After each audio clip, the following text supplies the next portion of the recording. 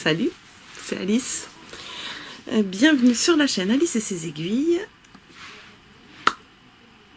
Pour le podcast qui semblerait soit hebdomadaire, c'est pas dit que ça dure, mais pour l'instant on s'y tient. Ça fait quoi, 3 semaines d'affilée? Bien. Donc nous sommes à l'épisode 8 de la saison 4. Et aujourd'hui, on va parler de pas mal de choses.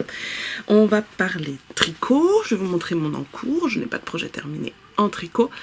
On va parler crochet, parce que j'avais testé pour les amusements d'Em il y a quelques temps, et maintenant je peux vous montrer les petites choses que j'ai crochetées. Nous allons parler aquarelle, parce que j'ai encore peint cette semaine, et un petit peu de lecture. C'est parti!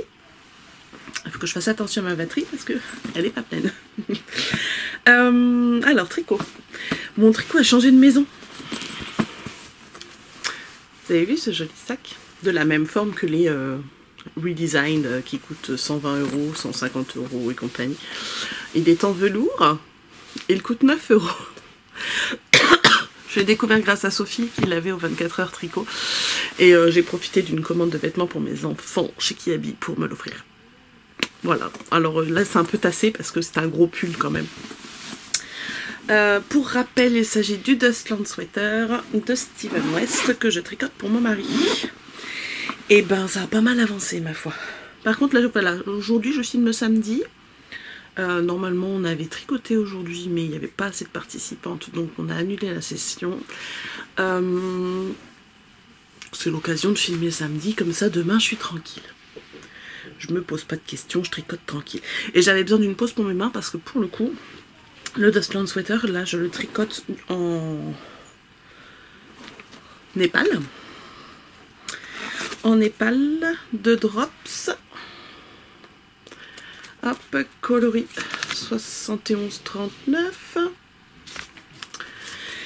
En aiguille, je crois que je le tricote en 3,75 parce que sinon j'avais pas l'échantillon, étonnamment. J'ai dû serrer plus que ce qui était prévu à la base. Et du coup, ça me fait un peu mal aux mains quand même.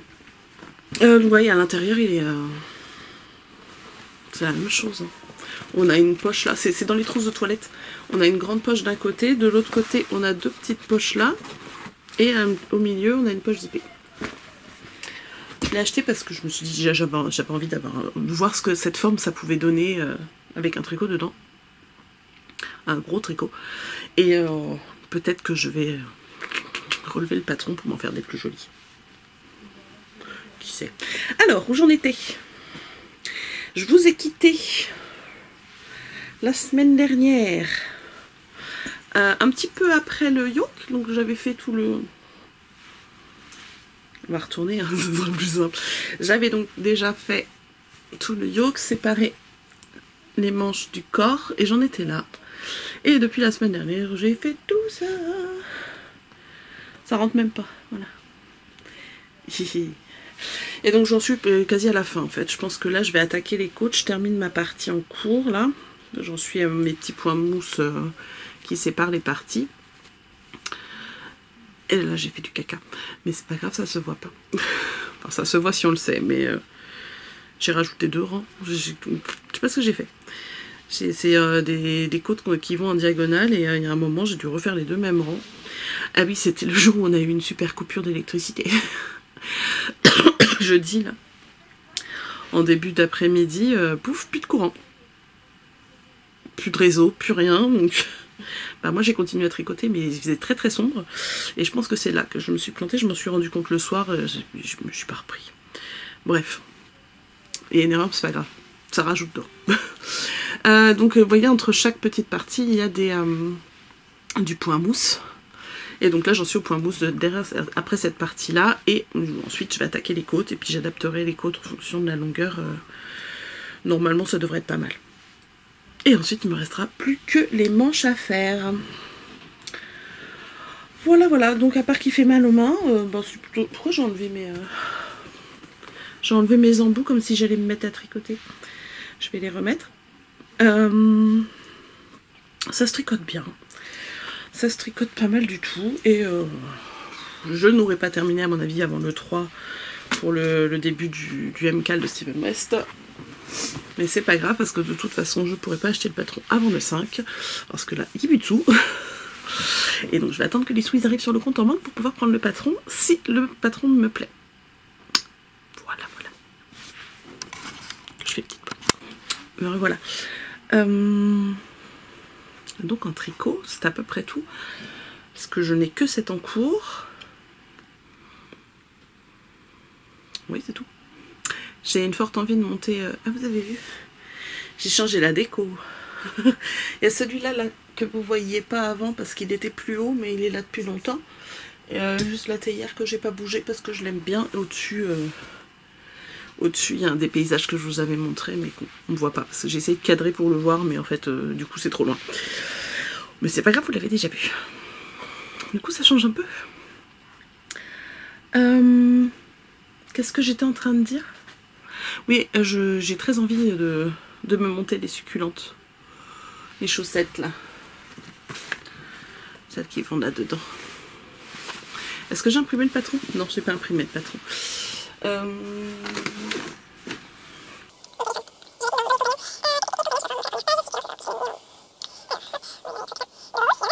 Celle-ci. Les succulentes de Ars Mirabilia. Voilà, voilà. Je pense que je vais les monter bientôt. Très bientôt. J'ai envie. Donc, pour le tricot, c'est à peu près tout. Qu'est-ce que je tricote après? Sûrement les succulentes, du coup. Oui, il y aura le MCAL. Mais plus ça va, plus je me dis que j'ai pas envie de le faire, parce que j'ai déjà tricoté plein de châles cette année. Et que d'habitude, j'en tricote pas autant déjà, donc je me fais 1 ou 2 châles dans l'année, et encore. Je sais pas. Je vais attendre de voir la première partie, mais je pense que si je ne le fais pas, je remettrai peut-être refaire le châle que j'avais prévu, ou alors je fais carrément autre chose. Peut-être un Vex de Camille Déco. Si j'arrive à passer dans 4 écheveaux, ce qui n'est pas sûr. J'avais fait sans manches, enfin j'avais fait avec les manches courtes, je m'étais arrêtée après le raglan. Avec 3 écheveaux, dont un de 425 mètres. Là j'ai 2 425 mètres et 2 400 mètres, donc peut-être que ça peut passer. Mais je suis pas sûre. Mais je m'en referais bien un comme ça, du coup avec juste 2 couleurs. Ça peut être sympa.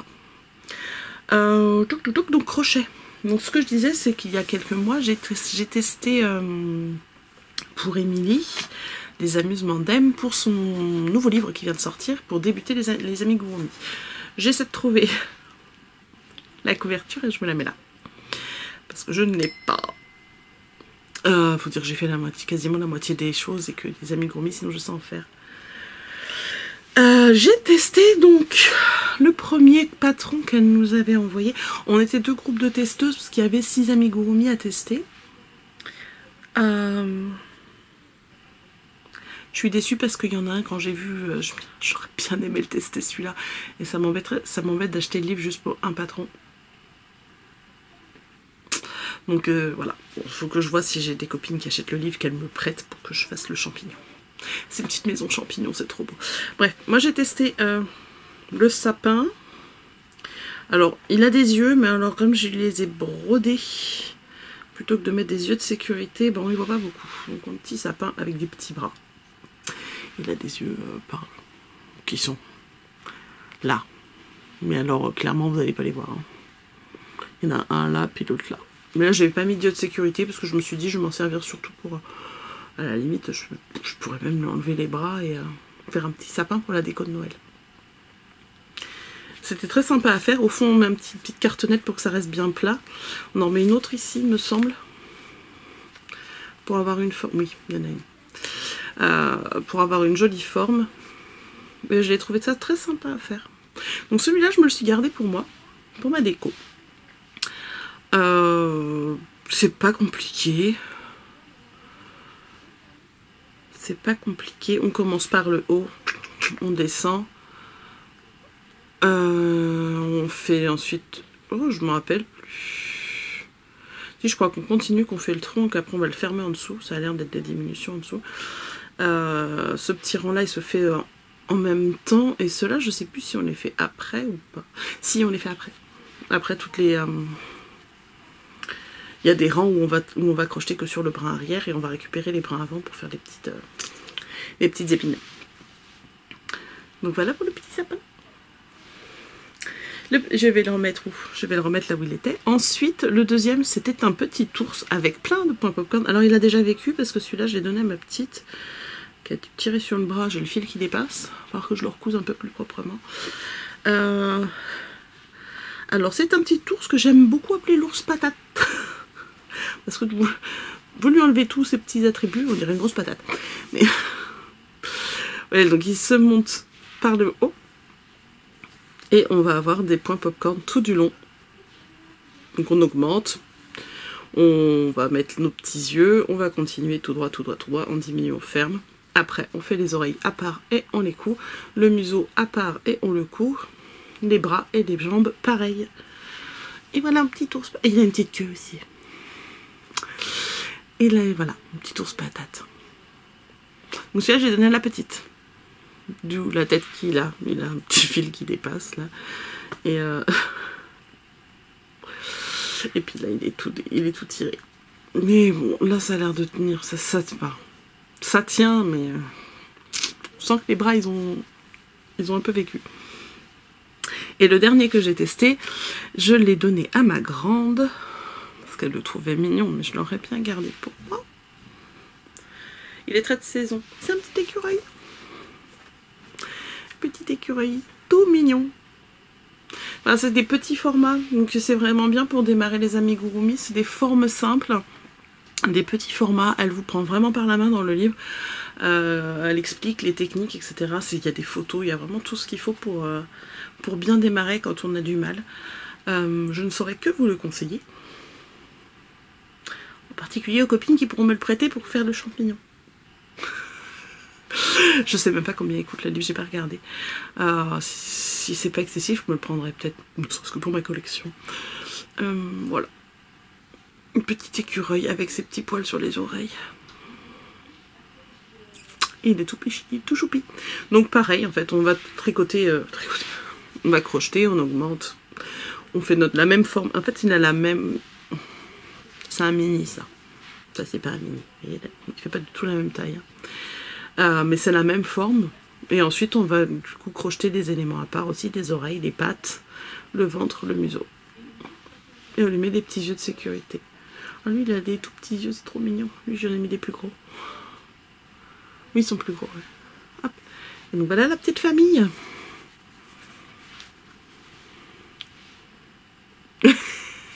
C'est trop chou. Alors celui-là, je suis jalouse, hein, j'aurais bien gardé pour moi. Après, de toute façon, quand je garde des choses pour moi, je les mets en déco sur ma petite commode à l'entrée de l'atelier. Et ben, il y a toujours des petites mains qui viennent jouer avec. Mais ceux qui sont vraiment à moi, que je veux pas donner, ils retournent dessus après. En ce moment, j'ai une abeille. D'ailleurs, je vais changer la déco bientôt. Et puis mon doudou hippopotame. D'ailleurs, en restant dans le crochet, je ne sais pas si vous avez vu, si vous suivez Picapao, donc celle qui a fait l'hippopotame que j'ai crocheté, elle a sorti l'année dernière déjà, et cette année 3 nouveaux modèles en collaboration avec Hobby, qui sont gratuits. Donc je vous invite à aller voir ça sur le site de Hobby, dans les patrons gratuits. Il y a énormément de choses qui sont très très sympas. En crochet en tout cas, tricot j'ai pas fait spécialement attention, mais en crochet il y a plein de petites choses chouettes, surtout si vous avez des enfants gâtés, faut pas hésiter. Donc là il y a trois nouveaux patrons. Il y a j'ai déjà oublié pourtant ils sont choux et je me suis dit je les ferais bien, peut-être pas toutes, mais allez, je vous les montre si je les trouve. Il y a un renard. Un joli renard. Du coup, c'est dans des fils Hobby, donc c'est des fils qui ne coûtent pas non plus hyper cher. On a la petite renarde là. Rita Fox. Nous avons...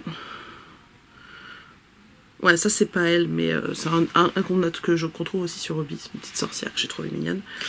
Il y a un hibou. un hibou. Alors attention avec la partie de la mosaïque, il faut vraiment soit bien serrer son crochet, soit crocheter en X pour que ça décale pas trop. On en avait parlé déjà dans un autre épisode, me semble-t-il. Il est où le dernier? Il est là. Bah, c'est un écureuil. Il est trop choupi. Je me ferai celui-là pour moi, du coup. Faut que je regarde si j'ai le fil pour faire ça. Il faut pas grand-chose comme couleur. Et ils le font en Friends Cotton 8,6. Donc 8,6 c'est du 105 mètres pour 50 grammes. C'est plus gros que le fil que j'utilise là, le Katona. Voilà pour la partie crochet. Ça va être court aujourd'hui, j'ai l'impression. J'ai pas refermé mon... Ah, vous voyez. Je l'ai pas refermé. On va le fermer ensemble. Hop. Donc là, ça rentre juste. Hein. J'ai encore des pelotes que j'ai pas mises dedans. J'avais essayé de tout mettre avant de les avoir tricotées, ça rentrait pas. Là, je peux peut-être rentrer une ou deux pelotes de plus, mais je pense que j'irai peut-être pas au bout du projet avec ce sac. Et c'est pas évident à fermer, je trouve. Parce que, bon, c'est peut-être parce qu'il est très plein, mais... Hop. Moi, j'adore parce qu'on dirait une tête de monstre quand il est comme ça. Avec la grande bouche. Voilà. Bon, bref. En gros, il faut que je lui fasse un câlin pour le fermer, parce que sinon, j'y arrive pas. Hop. On appuie. Ouais, ça va, c'est bien fermé quand même. Et voilà. Chut le monstre, on dit plus rien. Voilà pour les bêtises, merci. Aquarelle. Qu'est-ce que j'ai fait à l'aquarelle cette semaine? Eh bien, je me suis fait une palette d'automne. Je suis allée m'inspirer sur un site de photos, libres de droit pour me faire une inspiration. Je me suis fait un petit tableau d'inspiration. Ça ne veut pas dire que je vais reproduire chaque image indépendamment, parce que non, en fait j'avais envie d'une ambiance, surtout une ambiance, des éléments que je pourrais reprendre, etc. Donc je me suis fait une petite palette pour l'automne. Voilà, voilà. J'ai laissé mon nuancier là-bas. Attendez, je vais le chercher. J'ai cru que j'avais appuyé sur le bouton pour aller chercher mon nuancier et en fait pas du tout. Du coup je vous le fais là. Donc vous voyez en photo le nuancier ici avec les premières aquarelles que j'ai faites. Donc ici on a le nuancier que j'ai fait donc du coup à partir de ma palette. Ce que je vous disais dans la vidéo en fait c'est que je l'ai fait dans le sens où je place mes godets dans ma palette. Comme vous voyez sur le nuancier on a les jaunes, les rouges et etc. qui se suivent en fait au-dessus. Et ensuite vous avez quand même donc, tous les godets dans le sens de la palette. Ça me permet moi de m'y retrouver quand je peins et de me dire ah tiens je veux rajouter par exemple un petit peu de Caput Mortuum, je sais exactement où je vais aller le chercher dans ma palette. Donc pour tester la palette, j'ai commencé par faire une petite citrouille ici, en bas de la page, comme vous le voyez, oui, parce qu'en fait je tourne avec ma souris, mais vous voyez pas les mouvements de ma souris, c'est débile. C'est pas grave Alice. La citrouille donc. Donc j'ai fait des petits mélanges pour avoir un orange un peu sympa. Je me suis servi du orange que j'avais dans ma palette, que j'ai dû rajouter un peu de rouge je pense. J'ai fait ma petite citrouille et ensuite j'ai repassé avec le stylo parce que j'aime bien ce mélange avec le stylo. La deuxième que j'ai faite, donc on voit en haut, c'est un petit paysage en mouillé sur mouillé où j'ai fait du coup des feuillages d'automne et même un petit tronc sur la droite, je sais pas si on le voit bien. Voilà, voilà, c'était des tests de couleurs et puis pour voir si j'arrivais à faire un petit paysage dans un tout petit espace. J'en suis plutôt contente, je trouve ça mignon, ça me convient bien. Le même jour, du coup, avec la même palette, j'ai voulu m'amuser du coup à continuer avec les citrouilles. Par rapport à la... Je me suis inspirée de plusieurs images de la... Ah zut! De la composition que je vous ai montrée tout à l'heure. Donc avec, par exemple, il y avait une photo avec 3 citrouilles et une photo avec des feuilles où il y avait un chapeau de sorcière. Et j'ai décidé de faire un mix entre les deux. Donc j'ai commencé par faire une esquisse et sur laquelle j'ai fait donc mes 3 citrouilles et mon chapeau de sorcière, que j'ai mis ensuite en couleur. Et ensuite j'ai créé du coup un petit fond, donc je les ai posés sur un sol d'automne et j'ai fait un joli ciel gris, qui est très automnal aussi. Et j'ai terminé du coup en repassant également au stylo fin les formes générales des citrouilles et du chapeau pour rajouter un peu de volume à l'ensemble. J'ai rajouté aussi quelques petites herbes en bas pour donner du volume à l'ensemble de l'aquarelle. Et ma fille m'a dit « Oh, c'est joli, j'en voudrais bien !» Celui-là, je me le garde pour l'instant. Je verrai si j'en refais un autre pour elle ou pas. Ou si je m'en fais un pour moi dans mon carnet et que je lui donne celui-là. On verra bien. Les jours suivants, j'ai continué à remplir mes petites cases. J'ai commencé par faire une jolie feuille d'automne. Une petite feuille de chêne que j'ai essayé de faire bien sèche avec un petit fond sympa histoire de remplir la case. Donc ça c'était juste pour se mettre en jambe, comme on dirait. J'ai ensuite continué avec un petit champignon que j'ai bien travaillé au niveau des ombrages et j'en suis assez contente. Je sais pas si j'aurais été capable de faire la même chose sur quelque chose de beaucoup plus gros, mais en miniature comme ça, je l'aime vraiment beaucoup mon petit cèpe. Faudrait que j'essaye d'en faire un plus gros pour voir ce que ça donne.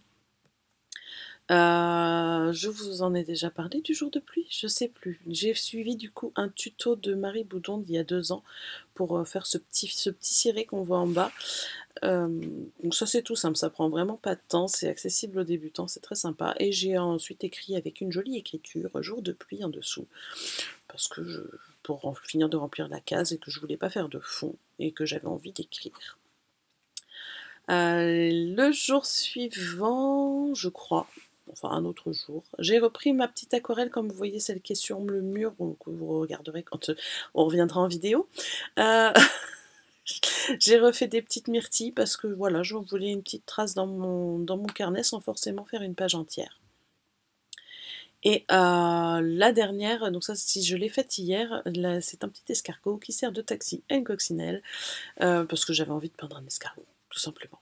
Et je me suis bien amusée, c'était un bon petit moment sympa et je vous laisse avec le reste de la vidéo où a priori je n'ai pas fait de bêtises au niveau de mes boutons. La prochaine fois que je filme, je ferai attention de bien vérifier parce que c'est rigolo d'enregistrer au micro après, remarquez, j'aime bien ça. mais bon, l'idée du podcast, c'était pas un podcast audio là, donc voilà. Je se trouve tout près parce que la batterie a lâché. J'étais en train de vous montrer.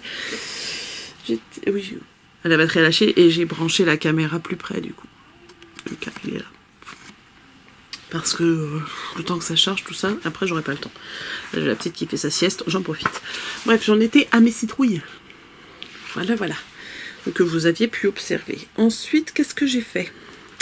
J'ai fait une feuille d'érable. Ça, j'ai fait ça le même jour que le petit ciré, parce que le petit ciré, c'était un tuto de Marie Boudon d'il y a 2 ans. Puis je me suis dit, bah, ça va vite pour se mettre, pour se mettre dedans, c'est un petit truc qui va vite, assez sympa.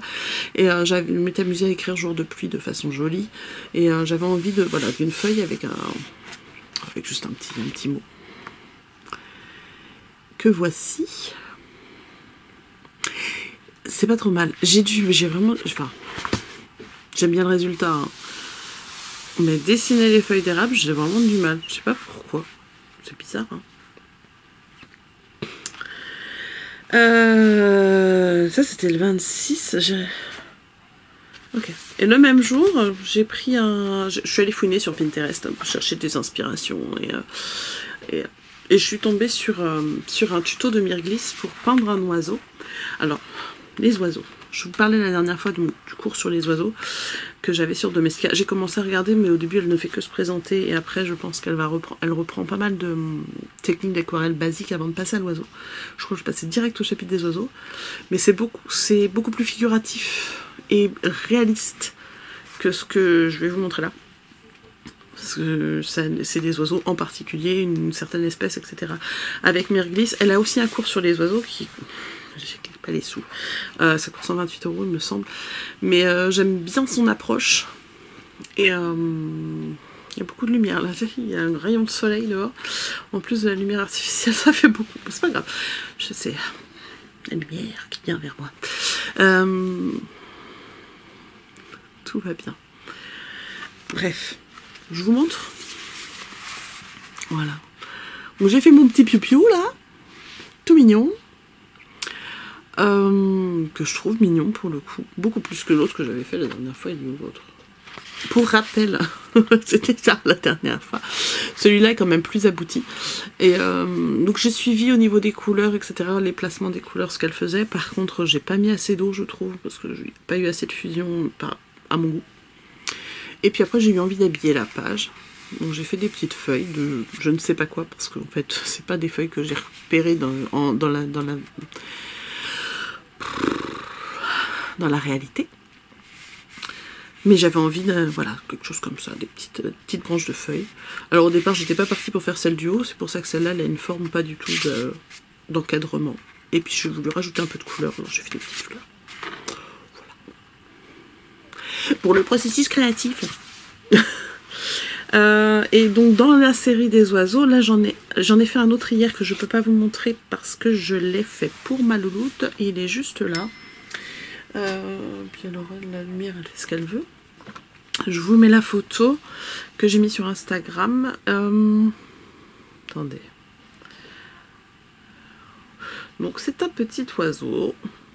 J'ai pris en fait comme je suis retournée voir des photos libres de droit, etc. pour trouver en fait une photo pour m'inspirer de la position de l'oiseau et de la forme. J'adore les petits oiseaux moi en fait. Donc, avec un fond noir c'est plus joli.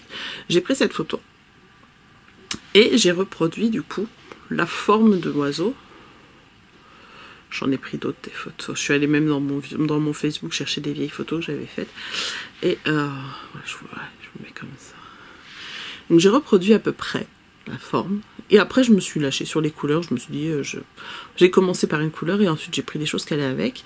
Et une fois que j'ai fini l'oiseau, au début je me suis dit je vais le poser sur le bord d'une assiette, etc. Un peu comme sur la photo de référence où on voit qu'elle allait picorer quelque chose. Et en fait je suis partie sur une citrouille. Voilà. Je trouve ça très joli. Et donc celui-là c'était une commande particulière de ma fille. Elle me dit maman, moi aussi je veux un oiseau. Elle m'a pas précisé exactement, elle m'a laissé, elle était très contente. Et bien voilà. On a fait le tour de l'aquarelle, il me semble. Que j'ai rien peint d'autre depuis. Parce que ce matin j'ai tricoté. Lecture. Ah pardon, excusez-moi, j'ai une nez qui me gratouille. C'est désagréable. Lecture, donc j'ai terminé kilomètre 0 de Maud Ankawa. Un truc comme ça. Celui-là j'avais dit j'en reparlais pas parce que j'en avais beaucoup parlé. Juste vous dire qu'en fait il faut que tout le monde lise ce livre en fait. C'est un livre, il est très fort. Très ouais, j'ai vraiment adoré. J'ai mis 2 mois à le lire, mais j'ai adoré quand même. En fait je pense que la fin, on se doutait quand même de... Enfin, moi, je me doutais dès le début, clairement, voilà. Mais pas de la façon dont ça se passe réellement. Ça me chatouille, ça m'énerve.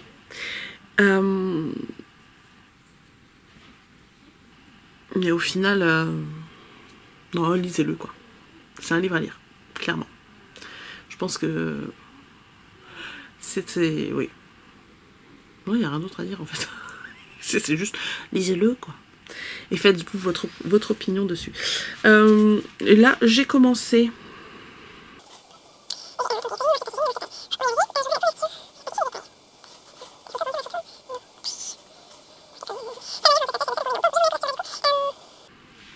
Je suis en train de lire Tenir debout de Melissa d'Acosta. Livre qu'à la base je pensais pas lire parce que quand j'ai vu la couverture, je me suis dit c'est quoi ça? J'aime bien Melissa d'Acosta, mais pas toujours en fait. Parce que j'en ai lu plusieurs d'elles. J'ai lu La Faiseuse d'étoiles que j'ai adoré. Et j'avais lu aussi, enfin audio lu pour le coup, Je revenais des autres. Histoire que j'avais bien aimé, mais pas tant que ça en fait. J'ai même pas lu la suite parce que j'avais bien aimé les personnages, etc. Mais l'histoire m'avait pas emballé plus que ça. Alors après, est-ce que c'est le fait que je l'ai écouté plus que lu? Je ne sais pas. Le résumé de celui-ci, donc ça nous dit: cette intrigue bouleversante nous tient en haleine au fil de rebondissements imprévisibles. Jusqu'où peut-on aimer jusqu'à s'oublier? En gros, sur la 4e de couverture, c'est ça qu'on a. Alors, en plus, c'est une histoire d'amour. Pas forcément envie de dire ça. Je vous lis la suite de ce qu'il y a dans le résumé, enfin, parce qu'on va être sur la page. J'ai le résumé comme ça, donc ça c'est ce qu'on a sur la couverture, et après il y a un petit truc là.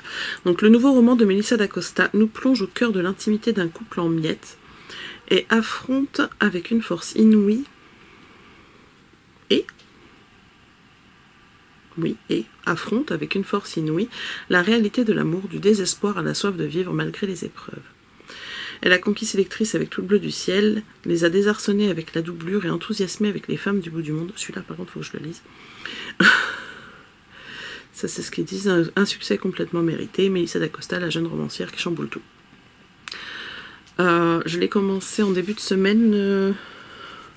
Alors là, sur le format numérique, je suis à un total de 953 pages à lire. J'en suis à la page 236. En moins d'une semaine. En fait, ça se lit tout seul. Ça se lit tout seul, les personnages... en fait, on suit un homme et une femme. Je vous dis juste le début. Hein. Je sais pas, après, je sais pas en plus ce qui va se passer, etc. Mais on est vraiment dans la tête des personnages. Et ça, c'est sympa. En fait, c'est un personnage, cet homme qui s'appelle... Comment il s'appelle? J'ai déjà oublié. Son nom de famille, c'est Louvier, c'est un comédien qui s'apprête à emménager avec sa maîtresse et à demander le divorce à sa femme quand il est renversé par un bus et qu'il se retrouve à l'hôpital paraplégique. C'est le point de départ de l'histoire. Et en fait, moi là où j'en suis encore, il n'est pas encore rentré chez lui, il y a juste... on ne sait pas en fait s'il va retourner avec sa femme, s'il va retourner avec sa maîtresse avec qui il avait prévu d'emménager, on ne sait pas. Enfin, c'est très très sympa. L'histoire avance pas vite au final, mais on suit vraiment les pensées. Et moi j'ai envie de savoir la suite sans que ce soit un suspense insoutenable en fait. Et c'est plutôt sympa. Voilà. C'est vrai que c'est un thème que peut aborder souvent, je pense. Le thème du handicap. De cette façon, et vu de l'intérieur, en fait. Donc, les relations, tout ça. C'est vrai que quand du jour au lendemain, en fait, on n'y pense pas au quotidien, ce genre de choses, avant d'y être confronté. Je me dis, si demain... Si demain mon mari se fait renverser et se retrouve en fauteuil, comment on réagit? Qu'est-ce qu'on fait? C'est hyper chaud, quoi. De se dire, ouais, il va falloir gérer ça en plus. Et puis de se retrouver aussi la personne qui se fait renverser, qui se retrouve... que sa vie aussi change du jour au lendemain, et pas d'un côté super fun, parce que t'as la moitié de ton corps qui fonctionne plus quand même. Et ça veut dire accepter qu'on te fasse ta toilette, ça veut dire accepter qu'il y ait tout le temps quelqu'un qui s'occupe de toi, que t'es pas capable de faire les choses par toi-même, et ouais, j'ai pas envie que ça m'arrive. Voilà. Donc sur cette note joyeuse, j'ai pas un truc joyeux vraiment à vous dire pour finir, parce que ça craint un peu quand